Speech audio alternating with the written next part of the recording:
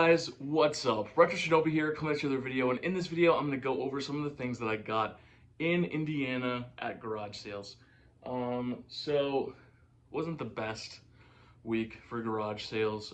There was a couple of community sales, but I just kept on hearing the same thing over and over again. No, which happens. Not every single week is going to be a hitter, but I am going to show a couple of different things that I got. So, trying to put this in some kind of order. One sale had some Wii games. Now, I picked up these two. I don't know if they're worth anything necessarily, but I picked them up because they're cheap, and I thought if any of them were worth money, it would be these two. Now that is SmackDown vs. Raw 2011 and Raving Rabbids Travel in Time. Both of these are in there, and they are both complete. So it says $2 a piece on there, but I only paid $1 a piece. I like to wheel and deal. Now, at the same sale, I saw this stack of magazines. Now these are White Dwarf magazines, which are, I believe, Warhammer, and then also Dungeons and Dragons magazines. Now these are from the early 2000s, so we're looking at about 5 White Dwarf and then 5 of these Dragon magazines. I paid $1 for the stack. I looked up White Dwarf yesterday, and for a lot like this, I could probably get about $20. So for $1, not a bad deal at all.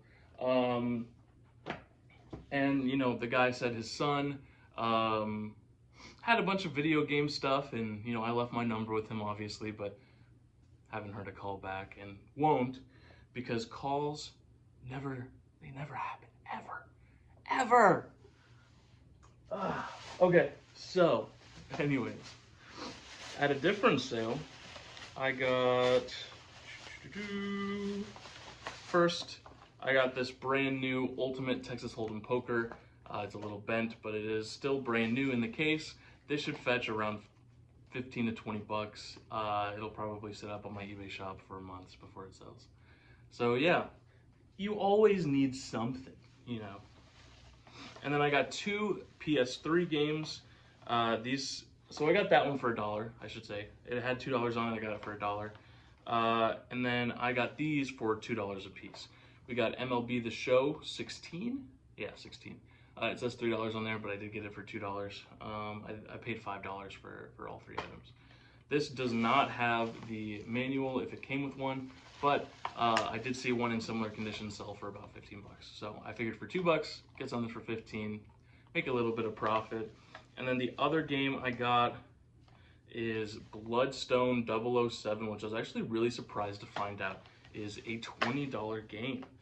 And that one is complete and in good shape, minus the disc replay sticker, if anybody remembers that. And then at a different garage sale, I got something, this is a Wii game. It's in very poor shape. Like really.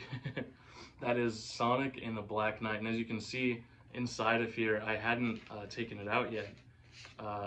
It has the full manual for it, but for some reason they folded it in there. I don't know. I'm gonna fix it right now though on camera, because that's interesting for you guys to watch. And yeah, it's all bent too.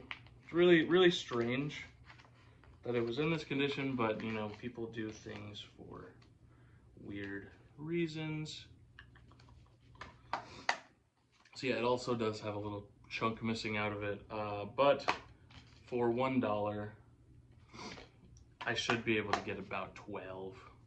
So I don't know if this was a good idea to purchase. I was kind of at my wit's end with some of these sales, just like trying desperately to get something, anything video game related. And most of the stuff I'm going to sell. I think pretty much all of it, actually, I'm going to sell. Then, as you can tell, I'm back in Illinois. I'm recording this the day that I'm uploading it because, you know, reasons. Anyways, on my way back to Illinois from Indiana, I stopped by one sale and I got a couple of things. The first thing, I paid $15 for everything I'm going to show you. The first thing is this Pikachu calculator. I've yet to test this, but if it works, $20 right there. This is from 1999, and the battery pack is behind this little flap that I'm guessing that you use to stand it up. Maybe it also functions as like an alarm clock or something. I don't know, but for $5, not a bad deal. I also got, this person said that they had a bunch of video game stuff and they weren't willing to sell most of it. They did take out some games and show them to me, and I did pick one up that I'm going to show you here in a bit. But for $5, we have a pretty nice yellow controller. Obviously, it's a little dirty. That side really has some gunk. You need to take a toothpick to that. But, you know, a wet wipe and a toothpick later, this will come out looking really nice. So, you know, always, N64 is the next console that's on my list of things to get. Well, right now it's N64, Dreamcast, backwards compatible PS3.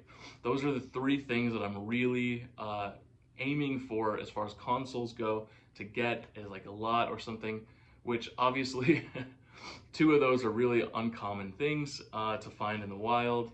But we're gonna get them. We're gonna get them eventually, okay? So $5, I have an extra controller. I might end up selling this to a friend of mine who has an N64 if he wants the controller, of course.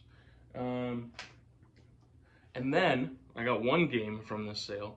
They had a bunch of different games and they didn't want to sell most of them. They pulled out a big stack of stuff and they were filtering through it, and they basically put all the sports and like kind of crappy games in a pile, and then they put this game and they were like, these are the ones I'd be willing to sell. So that you know, that always hurts to hear and to see. But the game I did end up getting is Super Mario Advance for the Game Boy Advance. Now that's a pretty good game, right? Probably a $15, $20 bill right there. I might end up keeping that because I don't believe, well, I mean, I know I don't have it in my collection, but I also don't think we have it in this collection.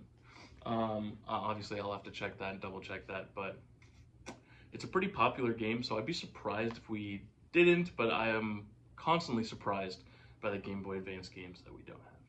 So that is everything that I picked up at garage sales this week. I probably went to about 50.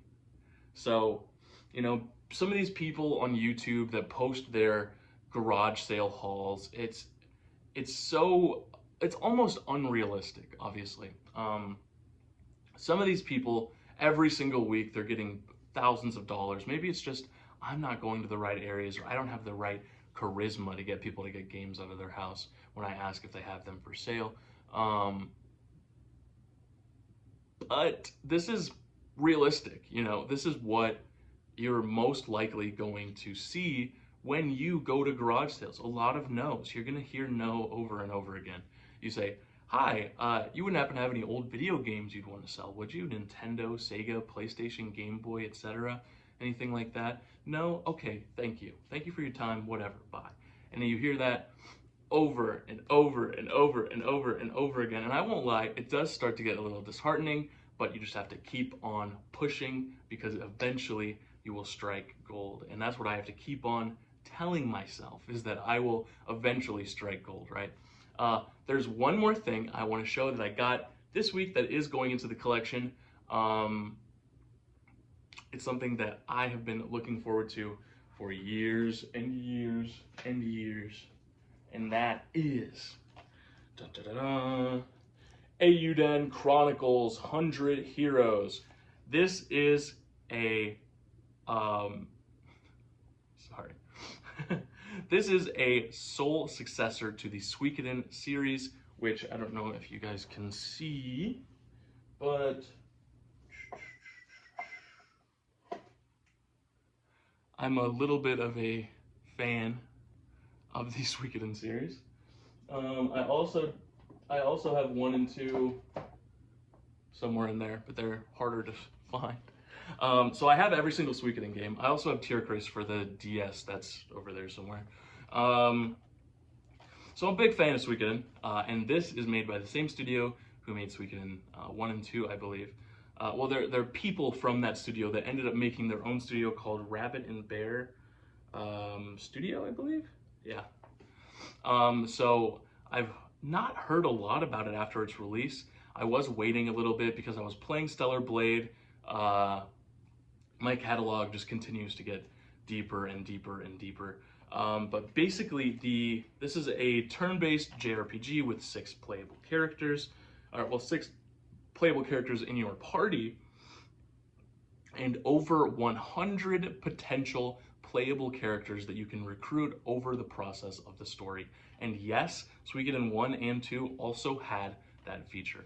There are so many different playable characters that have their own unique quirks and fighting styles, and the strategy with your 6 character party is so in-depth. It's really, really fascinating stuff. So I would definitely recommend checking this out, looking at some gameplay, looking at a review maybe, seeing what you think, and worst comes to worst, emulate Suikoden 2. It is a fantastic game, and if you've not played it and you're a fan of JRPGs, you're doing yourself a disservice. So that is everything that I got this week. I am going to show the game app and show what I've added to the collection, and we're gonna end it out. So I wanna say thank you guys if you watched this far. It's kind of a light video this week, but it is what it is, right? Next week will be better, I swear, probably, maybe. There is a community sale in my subdivision that I am in right now, that is on Thursday, so Thursday morning, I'm gonna get out to that, and then there's another one that's a town over where I usually do my door dashing. So I will go to that one too, and hopefully we get something good. So again, I wanna say thank you guys, and we'll get into the recap now. Hello, everybody. This is the recap. We are at $7,673. Obviously, I added the Eiyuden Chronicle in the Super Mario Advance, and I added the yellow N64 controller kind of tentatively. Obviously, I will take it out if I do end up selling it. As with all of these other things, obviously, I will take them out as I sell them, if I sell them for whatever reason. So that is what we have for this week. If you want to, leave a comment down in the description about something that you got at a garage sale that you thought was an insane deal and that you couldn't believe was still there. Because this last lot, the N64 controller, the Game Boy Advance game, and the Pikachu calculator, I ended up finding on a Sunday. And, you know, it was the Pikachu controller and the N64 controller were just sitting out at the table. It's not like, you know, I had to ask for them to bring it out. It was just sitting there. And I almost couldn't believe that, because $5 for an N64 controller is a really good deal. So I wasn't exactly sure why nobody had picked it up. But anyways, leave a comment saying something like that, and I will get you guys next week. Retro Shinobi signing out.